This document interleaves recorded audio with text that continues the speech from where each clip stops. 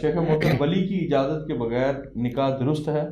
آپ نے جو سوال کیا ہے کہ ولی کی اجازت کے بغیر عام روٹین میں لڑکیاں نکاح کر لیتی ہیں اور اس کو معیوب اور برا نہیں سمجھتی، اس حوالے سے اللہ کے رسول صلی اللہ علیہ وآلہ وسلم کے 3 فرامین ہر انسان کے گوش گزار کرنا چاہتا ہوں۔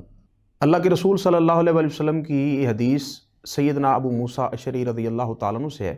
یہ روایت ابو داؤد میں ہے، ترمذی میں ہے، ابن ماجہ میں ہے، مسند احمد میں ہے، مسند دارمی میں ہے، ابن الجارود میں ہے، سنن الکبریٰ بہقی میں ہے۔ لا نکاح الا بولی، ولی کے بغیر نکاح منعقد نہیں ہوتا۔ اور دوسری حدیث کے الفاظ ہیں جس کو بیان کرنے والی سید عائشہ رضی اللہ تعالیٰ عنہ ہیں، فرماتی ہیں ایما امرأۃ نکحت بغیر اذن ولیہا فنکاحہا باطل 3 مرات۔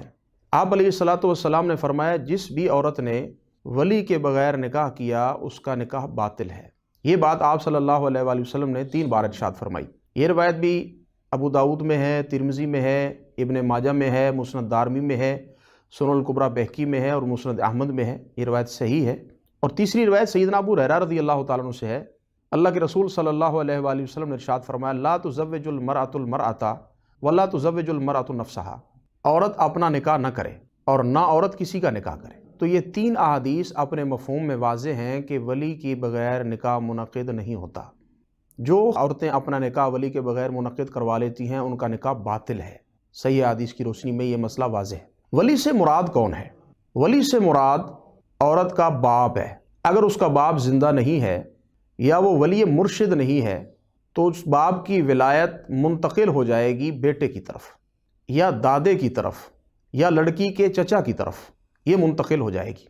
ہمارے معاشرے میں کاسٹ دیکھی جاتی ہے، برادری دیکھی جاتی ہے، دینداری کو مقدم نہیں کیا جاتا، جبکہ اللہ کے رسول صلی اللہ علیہ وآلہ وسلم کی حدیث ہے کہ دینداری کو مقدم کرو۔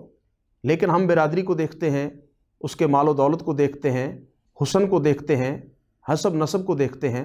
بس اوقات یہ ہوتا ہے کہ لڑکا دیندار ہوتا ہے، نمازی ہوتا ہے، پرہیزگار ہوتا ہے، اللہ سے ڈرنے والا ہوتا ہے، صوم و صلات کا پابند ہوتا ہے، باشرع ہوتا ہے، وضع قطع کے اعتبار سے وہ بالکل مسلمان معلوم ہوتا ہے، لیکن جس کی طرف وہ پیغام بھیجتا ہے اس بچی کے گھر والے برادری کو سامنے رکھ لیتے ہیں، مال و دولت کو سامنے رکھ لیتے ہیں، حسب و نسب کو سامنے رکھ لیتے ہیں، خوبصورتی کو سامنے رکھ لیتے ہیں۔ تو کیا وجہ ہے کہ اس بچے کا رشتہ اس کے ساتھ منعقد نہ ہو؟ تو وہ ولی مرشد نہیں ہے، وہ سمجھدار آدمی نہیں ہے جس کے سامنے ایک ایسے نیک انسان کا رشتہ آیا ہے جو صوم و صلات کا پابند ہے، نیک صالح ہے، برسر روزگار بھی ہے، اللہ نے جس طرح کی شکل اس کو دی ہے، اللہ کی توفیق ہے، اللہ کا شکر، اللہ کی نعمت ہے۔ تو یہ ساری چیزیں رکاوٹ بن جاتی ہیں، اس کو ہم ولی مرشد نہیں کہہ سکتے کہ وہ ولی مرشد ہے۔ اس کی ولایت منتقل ہو جائے گی اس کے دادا، بچی کے دادا کی طرف۔ اگر بچی کا دادا بھی برادری ازم پہ اڑا ہوا ہے تو پھر وہ ولایت اس کے بھائی کی طرف منتقل ہو جائے گی۔ بھائی بھی اڑا ہوا ہے تو وہ ولایت جو ہے اس کے چچا کی طرف منتقل ہو جائے گی۔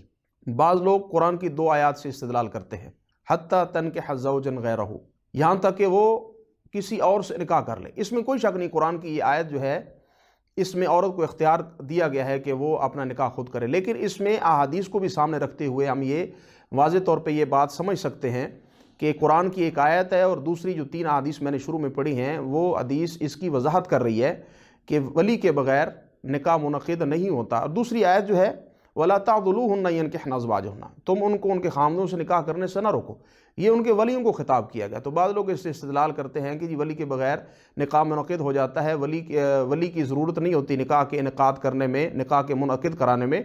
تو یہ دونوں آیات اپنے مفہوم میں جو مفہوم ان سے لیا گیا ہے واضح نہیں ہے۔ 2-3 احادیث کو سامنے رکھتے ہوئے اگر ہم فیصلہ کریں تو یہ مسئلہ واضح ہو جاتا ہے کہ ولی کے بغیر نکاح منعقد نہیں ہوتا۔ جو عورتیں ولی کے اجازت کے بغیر نکاح منعقد کراتی ہیں ان کا نکاح باطل ہے۔